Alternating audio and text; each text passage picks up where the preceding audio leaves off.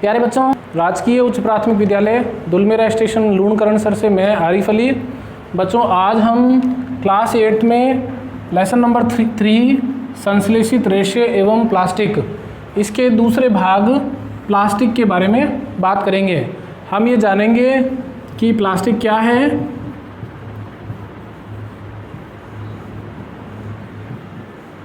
Plastic का क्या महत्व है, क्यों इतना आजकल प्लास्टिक उपयोग में आ रहे हैं,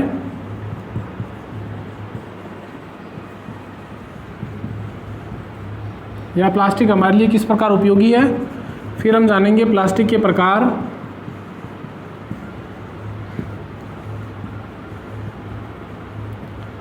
और प्लास्टिक से होने वाली हानियाँ या प्लास्टिक के नुकसान,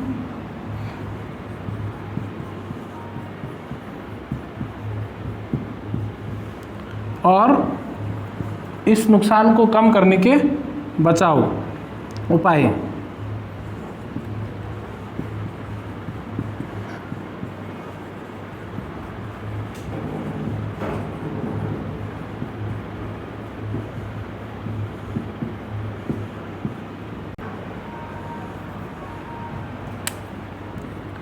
तो आइए एक एक करके हम बात करते हैं कि प्लास्टिक क्या है। प्लास्टिक क्या है? प्लास्टिक एक बहुलक है जो कृत्रिम रूप से मनुष्य द्वारा बनाया गया है। प्लास्टिक हमें प्रकृति में उपलब्ध नहीं होता है। प्लास्टिक के बहुत सारे गुण ऐसे हैं जिसकी वजह से आजकल प्लास्टिक का उपयोग ज़्यादा होने लगा है। अधिकांश वस्तुओं में या अधिकांश उपकरणों में हम प्लास्टिक का उपयोग करने लगे हैं। पुराने ज़माने में जब प्लास्टिक का आविष्कार नहीं हुआ था, तब हमारे पूर्वज लोहे, लकड़ी या अन्य वस्तुओं से, अन्य पदार्थों से वस्तुओं का निर्माण करते थे और उन्हीं से उपयोग लेते थे। प्लास्टिक की विशेषताओं की वजह से प्लास्टिक आजकल ज़्यादा उपयोग में आने लगा है। तो हम बात करते हैं कि प्लास्टिक के क्या विशेष गुण हैं जिनकी वजह से प्लास्टिक बहुत अधिक उपयोग में आने लगा है। सबसे पहली बात यह है कि प्लास्टिक जो है ये दिखने में आकर्षक होता है, विभिन्न रंगों में पाया जाता है, सुंदर दिखता है, इसमें चमक होती है। दूसरी बात, प्लास्टिक को पिघालकर विभिन्न सांचों में ढालना आसान है, तो विभिन्न आकार के उपकरण बन सकते हैं।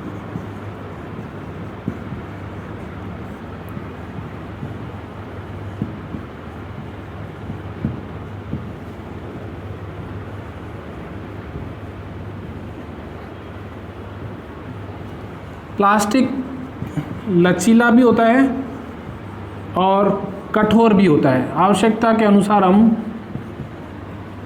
विभिन्न लचीले और कठोर प्लास्टिक का उपयोग कर सकते हैं। फिर प्लास्टिक जो है विद्युत का कुचालक है। प्लास्टिक प्रबल होता है, जहाँ मजबूती की आवश्यकता होती है, स्ट्रेंथ की आवश्यकता होती है, वहाँ पर ये प्लास्टिक प्रबल भी होता है। प्लास्टिक चिरस्थायी है, यानी लंबे समय तक खराब नहीं होता है। साथ ही प्लास्टिक जो है हल्का होता है। हल्का होने की वजह से इससे जो फर्नीचर बनते हैं या उपकरण बनते हैं, उन्हें एक स्थान से दूसरे स्थान पर स्थानांतरित करना, ट्रांसपोर्ट करना भी आसान होता है। और जो एक और महत्वपूर्ण इसकी विशेषता है वो ये है, एक और महत्वपूर्ण विशेषता है वो ये है कि प्लास्टिक जो है अनअभिक्रियाशील होता है।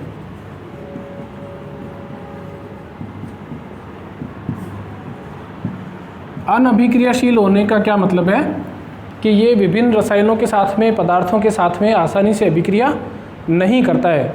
इस कारण से रसायनों को स्टोर करने में या संग्रहित करने में हम प्लास्टिक का उपयोग कर सकते हैं।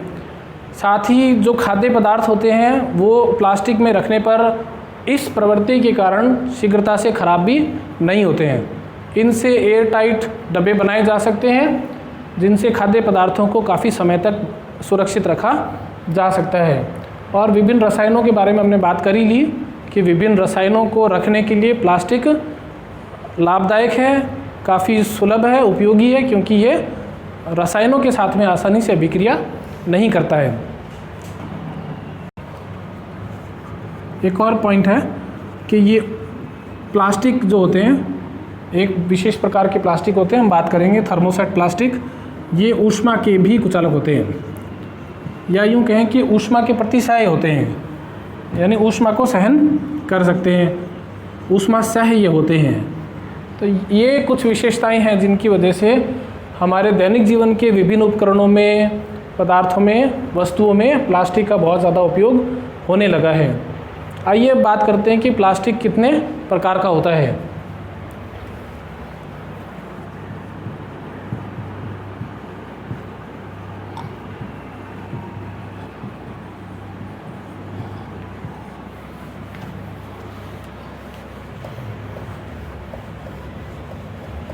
बच्चों, आपने कभी ऐसा देखा है कि हमारे घर में जो वेस्ट मटेरियल है, जो अब से ख़राब सामान है, जिसको हम कबाड़ भी कहते हैं, उसको बेचने के लिए जो व्यक्ति आते हैं, वे हम जब उनके सामने प्लास्टिक रखते हैं तो उसमें से कुछ प्लास्टिक को छांट कर अलग कर देते हैं, बोलते हैं कि ये हम नहीं लेंगे।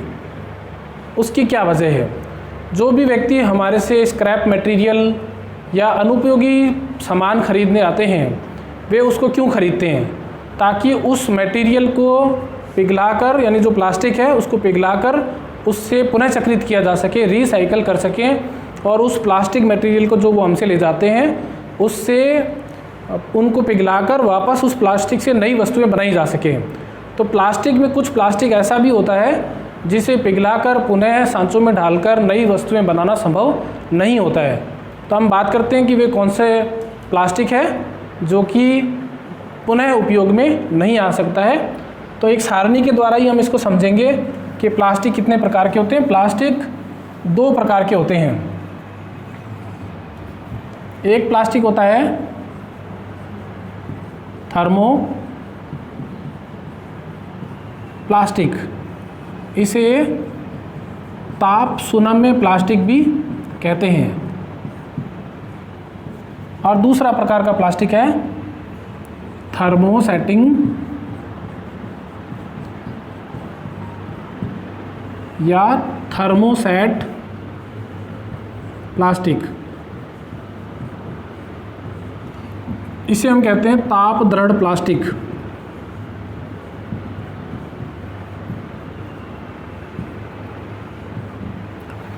थर्मोप्लास्टिक जो होता है, इसकी क्या विशेषता है? यह लचीला होता है। यानी किस प्रकार से लचीला? जैसे मेरे पास ये बॉटल है, आप देख रहे हैं कि इस प्लास्टिक को ऐसे दबाने पर ये दब रही है। इसी तरह पानी नहाने का जो मग होता है, अगर उसको भी आप ऐसे दबाएंगे तो हम देखेंगे कि हम उसको ऐसे दबा सकते हैं, यानी ये लचीले होते हैं। ये भी एक प्लास्टिक का प्रकार है।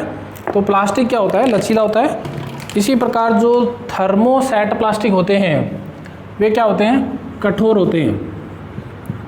उन्हें हम इस प्रकार दबाते हैं तो वो दबते नहीं हैं। वीडियो में हम आगे देखेंगे कि वे किस प्रकार के प्लास्टिक हैं। दूसरी जो इसकी विशेषता है, ये ताप से या ताप गर्म करने पर पिघल जाते हैं। गर्म करने पर आसानी से पिघल जाते हैं, जल्दी पिघल जाते हैं।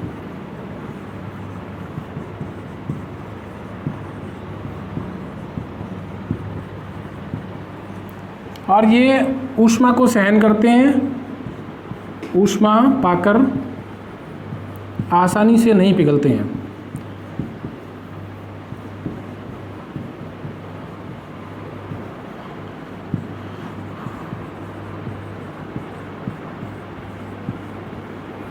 ये थर्मोसेट प्लास्टिक है। तीसरा जो उसका गुण है, यह है इन्हें पिघलाकर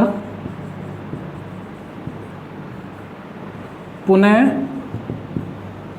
सांचों में डालकर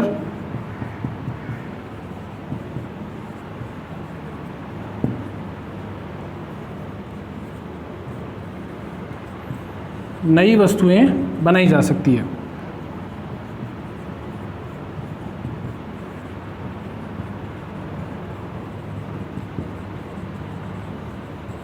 यानी रिसाइकल किया जा सकता है। ये रिसाइकल नहीं किए जा सकते, पुनः काम में नहीं लिए जा सकते।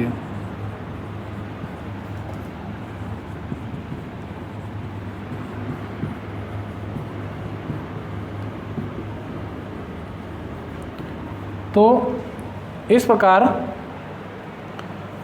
थर्मोप्लास्टिक और थर्मोसेटिंग प्लास्टिक की कुछ विशेषताएं हैं।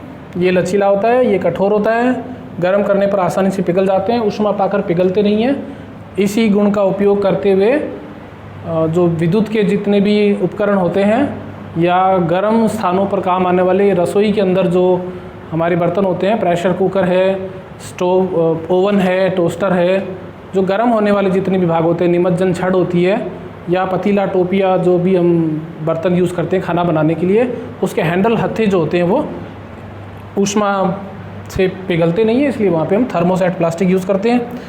पिघलाकर इनसे पुनः नए पदार्थ प्राप्त किए जा सकते हैं। हमने बात की थी जो अनुपयोगी सामान खरीदने आते हैं हमारे पास, वो इसीलिए इसको ले जाते हैं क्योंकि उसको पिघलाकर वापस उससे नई वस्तुएं बनाई जा सकती है। ये वाले प्लास्टिक को, थर्मोसेट प्लास्टिक को वो लोग नहीं खरीदते हैं। एक बार बनने के बाद में फिर इससे नई वस्तुएं नहीं बनाई जा सकती है।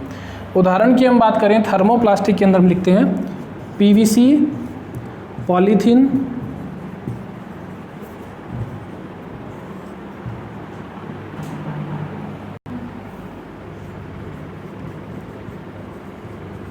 पॉलीस्टीरीन,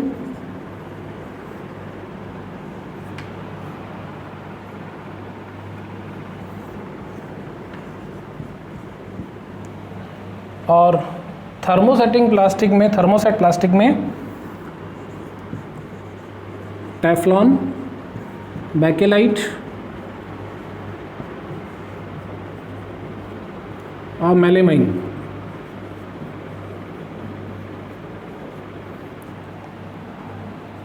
ये जो टेफ्लॉन है, इसका उपयोग जो अपने नॉन स्टिक बर्तन होते हैं, यानी ये तवा, फ्राई पैन वगैरह जो आते हैं, उसकी जो परत होती है वो टेफ्लॉन की बनी होती है। ये नॉन स्टिकी होते हैं, गर्म करने पर पिघलते भी नहीं है और चिपकते भी नहीं है। बैकेलाइट जो है ये कठोर प्लास्टिक है, ऊष्मा सह होता है, ऊष्मा पाकर ना तो गर्म होता है, पिघलता भी नहीं है, यानी एक हद तक जो है ऊष्मा को सहन करता है।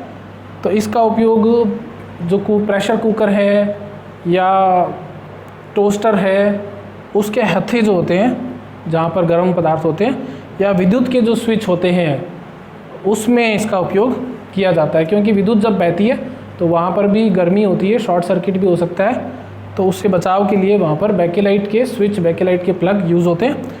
मेलेमाइन एक प्लास्टिक है, ये अग्निसह होता है, यानी आग के प्रति प्रतिरोधी होता है। तो जहाँ पर भी आग से संबंधित अस्तर होता है तो वहाँ पर मेलेमाइन की परत चढ़ाई जाती है ताकि वो अग्नि को, आग को सहन कर सके। इसके बाद हम बात करेंगे, आइए कुछ एक वीडियो के माध्यम से हम इन दोनों प्रकार की, जैसा कि हम बात कर चुके हैं कि प्लास्टिक दो प्रकार के होते हैं, थर्मोप्लास्टिक और थर्मोसेटिंग प्लास्टिक। थर्मोप्लास्टिक लचीले होते हैं, नरम होते हैं, ऊष्मा पाकर पिघल जाते हैं, विद्युत के कुचालक होते हैं। तो आवश्यकता के अनुसार हम वस्तुओं का निर्माण करते समय उचित प्लास्टिक का चयन करते हैं। यहाँ पर आप जितना भी सामान देख रहे हैं, ये लूडो का पासा है, आप देख रहे हैं ये पेन है, रिफ़िल है, ज्योमेट्री बॉक्स, कंघा, कंघी, ये टिफ़िन बॉक्स है। इसी प्रकार ये जार, पाइप, ये किचन में काम आने वाले बर्तन, विद्युत में काम आता है ये प्लास, तो इस पर ये हत्था लगा हुआ है कुचालक पदार्थ का। आप देख रहे हैं पॉलीथीन, ये भी एक प्रकार का प्लास्टिक है। इसी प्रकार खिलौने, प्लास्टिक के बनाए जाते हैं। पानी की बोतल देख रहे हैं आप, ये एक डब्बा देख रहे हैं। इसी प्रकार आप देखें, ये बाल्टी है, ये टब है।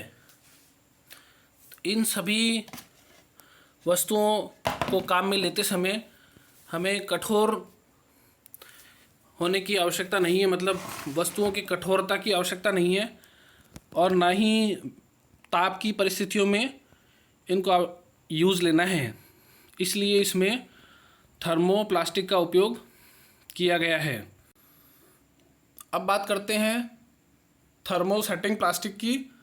तो आप देख रहे हैं, ये विद्युत की एक प्लेट है जिसमें कुछ स्विच, प्लग और ये पावर पिन लगी हुई है। ये सभी विद्युत में उपयोग आते हैं और हम जानते हैं कि विद्युत प्रवाहित होने पर ऊष्मा उत्पन्न होती है।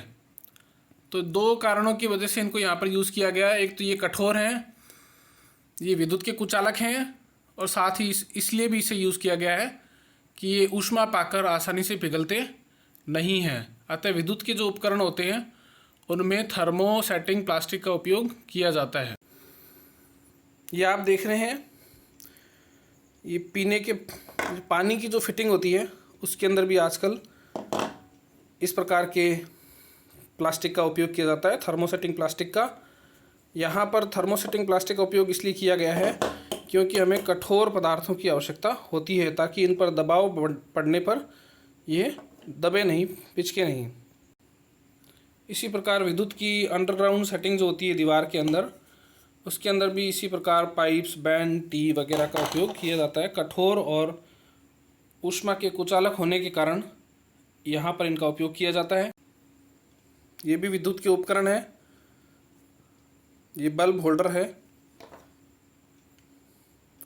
थर्मोसेटिंग प्लास्टिक के बने होते हैं। ये एक बाइक का, मोटरसाइकिल का इंडिकेटर है। इसका कठोर होने की वजह से इसका यहाँ उपयोग किया गया है। गैस स्टोव के जो नोब हैं यह भी थर्मोसेटिंग प्लास्टिक के बनाए जाते हैं, कठोर होने की वजह से। यहाँ पर आप देख रहे हैं, एक कुकर गैस चूल्हे पर चढ़ा हुआ है, रखा गया इसको। आप जानते हैं कि ये धातु है, जब ऊष्मा प्राप्त होगी इस धातु को, ये धातु गर्म होगी और हमें इसे उतारना, पकड़ना होगा। तो उस स्थिति के लिए हमने क्या कर रखा है कि इसका जो ये हैंडल है, यहाँ पर एक ऐसे प्लास्टिक का उपयोग किया गया है जो ऊष्मा पाकर गर्म नहीं होता है और पिघलता नहीं है। तो जब गर्म हो जाता है कुकर, फिर भी ये हैंडल जो है ये ठंडा रहता है, आसानी से हम इसको पकड़ कर इसे उतार सकते हैं। इसलिए कुकर के जो हैंडल है वो थर्मोसेटिंग प्लास्टिक के बने होते हैं। इसी प्रकार आप देख रहे हैं, इस बर्तन के भी यहाँ पर हैंडल जो है वो थर्मोसेटिंग प्लास्टिक का बना हुआ है।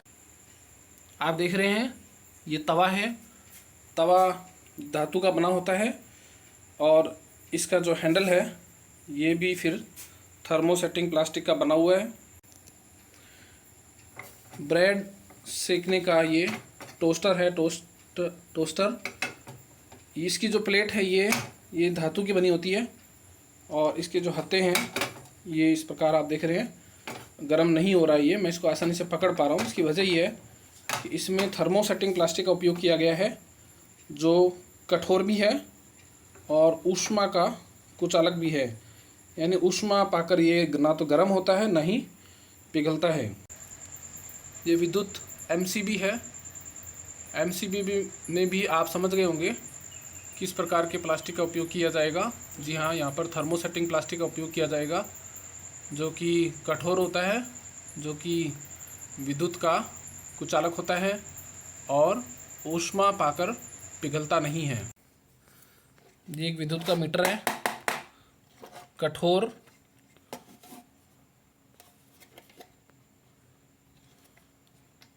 तो इस हमने जाना कि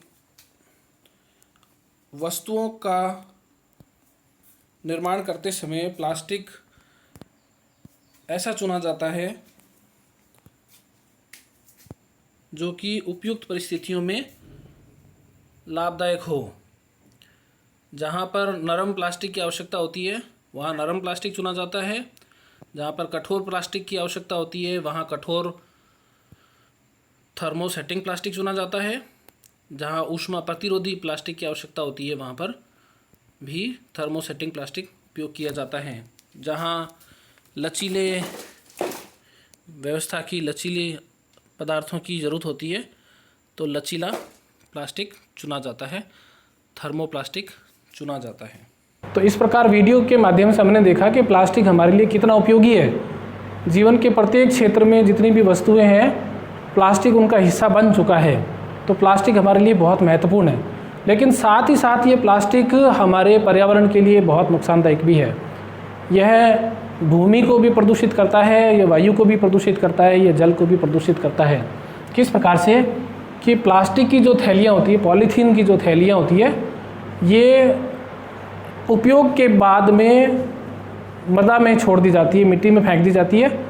मिट्टी में ये कचरे के ढेर में रहने पर मिट्टी की उपजाऊ क्षमता को नष्ट करता है, मिट्टी को खराब करता है, मिट्टी जो है उपजाऊ नहीं रहती है। इसी प्रकार इस प्लास्टिक को अगर जलाया जाता है तो इसके लिए बहुत अधिक ऊष्मा की आवश्यकता होती है, जिसमें बहुत सारा ईंधन लगता है। साथ ही इसके जलने पर हानिकारक गैसें उत्पन्न होती है जो कि वायुमंडल को प्रभावित करती है, वायुमंडल को प्रदूषित करती है और विभिन्न पशुओं और पर्यावरण और मनुष्य के लिए हानिकारक होती है। साथ ही प्लास्टिक के सामानों को, प्लास्टिक के अनुपयोगी पदार्थों को पानी में फेंक देने पर भी यह जलाशयों को अवरुद्ध करती है। जैसे शहरों के अंदर प्लास्टिक जो है वो सीवर लाइन के अवरुद्ध होने का, नालियों के अवरुद्ध होने का प्रमुख कारण बनता है। तो इस प्रकार से प्लास्टिक जो है वो मानव के लिए जितना उपयोगी है, कुछ हद तक ये मनुष्य के लिए नुकसानदायक भी है, पर्यावरण के लिए ये बड़ा खतरा बन चुका है। तो कैसे हम इस प्लास्टिक से बच सकते हैं, किस प्रकार से प्लास्टिक के इस दुष्प्रभाव को कम किया जा सकता है। प्लास्टिक के दुष्प्रभाव को कम करने के लिए हम 5R की बात करते हैं। ये 5R क्या है, हम एक एक करके इसको लिखेंगे फिर इसको समझेंगे। 5R में है पहले रिड्यूस, रीयूज, रिसाइकल, रिकवर और रिफ्यूज। क्या है रिड्यूस, रीयूज, रिसाइकल, रिकवर और रिफ्यूज। रिड्यूस करना क्या है, रिड्यूस करना है कि प्लास्टिक से उत्पन्न होने वाले कचरे के उत्पादन को कम करना, यानी अपशिष्ट पदार्थों का कम करना। कब कम कर पाएंगे, जबकि हम उसका उपयोग कम करेंगे। कम करने के लिए क्या है, जहाँ तक संभव हो हम उसके उपयोग को क्या करें, कम करें, या खराब जो पदार्थ बच रहा है, अनुपयोगी जो पदार्थ है, उसको हम कहीं दूसरी जगह काम ले लें। यही चीज़ रीयूज में है। मान लीजिए हमारे पास प्लास्टिक की बाल्टी है, अब अगर वो अनुपयोगी है, उपयोग के लायक नहीं बची है, तो हम उसको दूसरी जगह पर उपयोग ले सकते हैं, पुनः उपयोग कर सकते हैं। रिसाइकल में क्या है कि जो भी प्लास्टिक पदार्थ है उस प्लास्टिक पदार्थ को पिघलाकर उसे शुद्धिकरण करके पुनः सांचों में डालकर उससे नए पदार्थ बनाए जा सकते हैं, नई वस्तुएं बनाई जा सकती। रिकवर क्या है, प्लास्टिक विभिन्न पदार्थों के साथ में मिला रहता है, यानी जो भी उपकरण बनते हैं, वस्तुएं बनती है, उनमें प्लास्टिक के साथ अन्य पदार्थ भी होते हैं। तो हम क्या कर सकते हैं, उन पदार्थों से प्लास्टिक को अलग करके और फिर उस प्लास्टिक को पुनः सांचों में डालकर उससे नए पदार्थ बना सकते हैं, यानी प्लास्टिक को रिकवर किया जा सकता है। रिफ्यूज़ जो है वो सबसे इम्पॉर्टेंट तरीका है। प्लास्टिक के उपयोग को मना करना, जितना संभव हो सकता है उतना मना करना। जैसे हम बाज़ार जाते हैं, बाज़ार जाने के लिए जब हम बाज़ार से सामान खरीदते हैं तो वो हमें पॉलीथीन या पॉली बैग के अंदर वो सामान डालकर देते हैं। इसे हम पूरी तरह से छोड़ सकते हैं। हम क्या कर सकते हैं, हम जूट के, कपड़े के थैले लेकर बाज़ार जा सकते हैं और उसी में सब्जी, राशन वगैरह जो भी सामान है उसको ला सकते हैं। तो ये एक बहुत अच्छा तरीका है प्लास्टिक के दुष्प्रभावों को कम करने का, रिफ्यूज़। तो ये 5R हैं, इन्हें हम याद रखें, रिड्यूस, यानी उपयोग को अपशिष्ट पदार्थों के बनने को कम करना। रीयूज, जो प्लास्टिक के जितने भी उपकरण हैं, वस्तुएं हैं, उनको बार बार इस्तेमाल लेना, एक काम से अगर वो काम के ना बचे तो उसे दूसरे काम में काम ले सकते। रिसाइकल, प्लास्टिक जो पदार्थ है, प्लास्टिक मटेरियल है, उसको पिघलाकर सांचों में डालकर उससे नए पदार्थ बनाना, यानी प्लास्टिक का उत्पादन कम करना, और जो अवेलेबल प्लास्टिक है स्क्रैप के रूप में उसी से दोबारा वस्तुएं बनाना।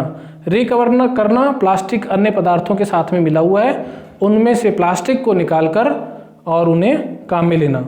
और रिफ्यूज़ क्या है? प्लास्टिक के उपयोग को ना करना, मना करना, से नो टू प्लास्टिक।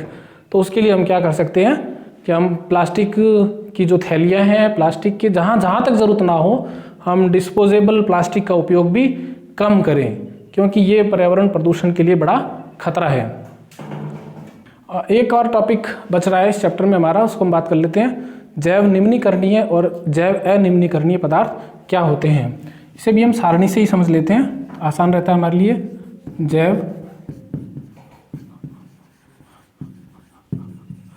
निम्नीकरणीय और जैव अनिम्नीकरणीय।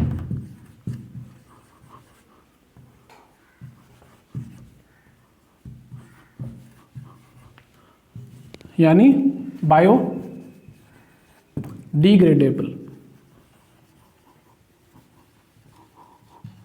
और बायो नॉन डिग्रेडेबल।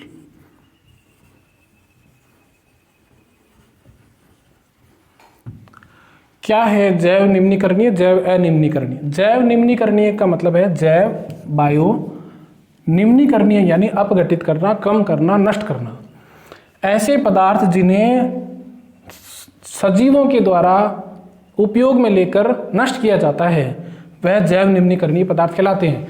जैसे पौधों के भाग, मृत जीवों के शरीरों के अपशिष्ट हैं, ये सजीवों के द्वारा खा लिए जाते हैं, नष्ट कर दिए जाते हैं। जैसे कोई सजीव, कोई मवेशी अगर मर जाता है, मिट्टी में पड़ा रहता है, तो उसे क्या करते हैं दूसरे पशु पक्षी, चील, गिद्ध, कौवा, बाज ये खा लेते हैं।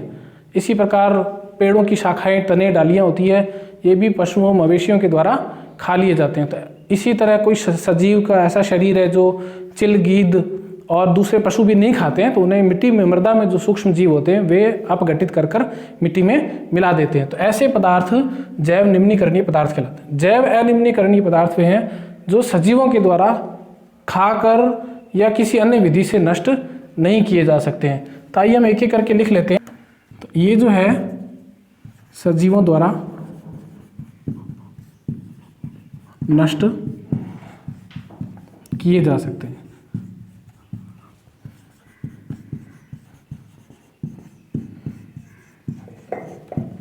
सजीवों द्वारा नष्ट नहीं किए जा सकते। इसमें सूक्ष्म जीव भी आते हैं, सभी चीज़ है ना, सजीवों द्वारा अपघटित नहीं होते।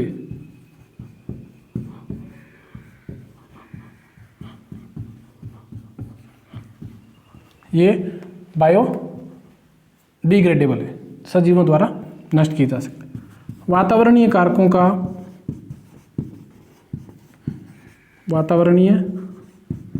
कारकों जैसे ताप, वर्षा आदि से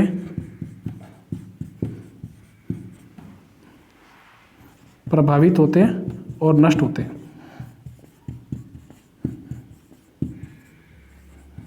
समाप्त हो जाते हैं।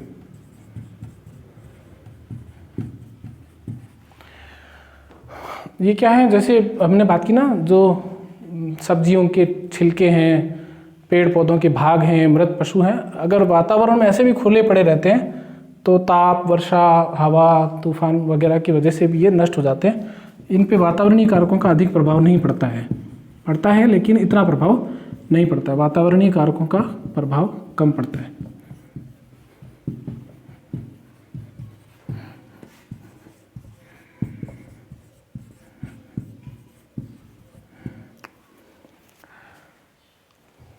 एग्जाम्पल लिख लेते हैं।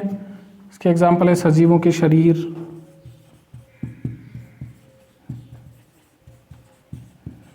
लकड़ी, कागज, कपड़ा, यहाँ पर क्या है, सबसे पहले प्लास्टिक, पॉलीथीन,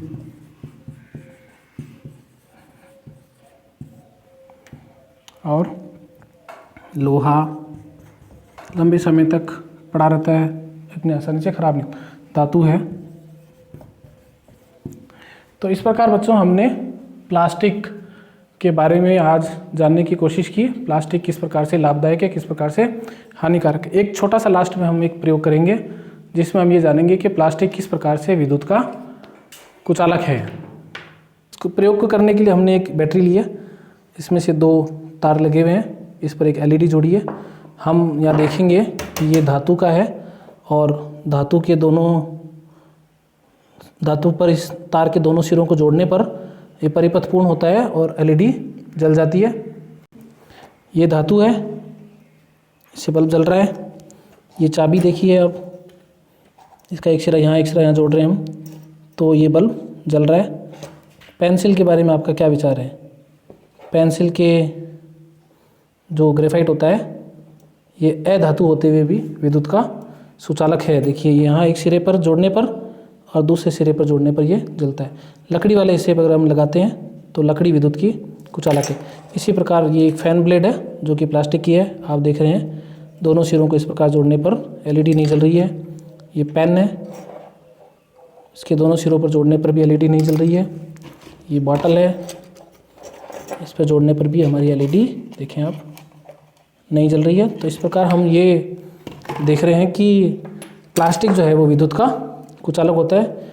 इसी कारण से प्लास्टिक का उपयोग विद्युत के तारों के कवर बनाने में और विद्युत के स्विच वगैरह बनाने में किया जाता है। तो बच्चों आशा करता हूँ आपको ये वीडियो, ये कंटेंट अच्छा लगा होगा और अपने मित्रों के साथ, अपने दोस्तों के साथ में आप इस वीडियो को साझा करेंगे और ई लर्निंग कंटेंट के माध्यम से अपने अध्ययन को जारी रखेंगे। जय हिंद, जय भारत।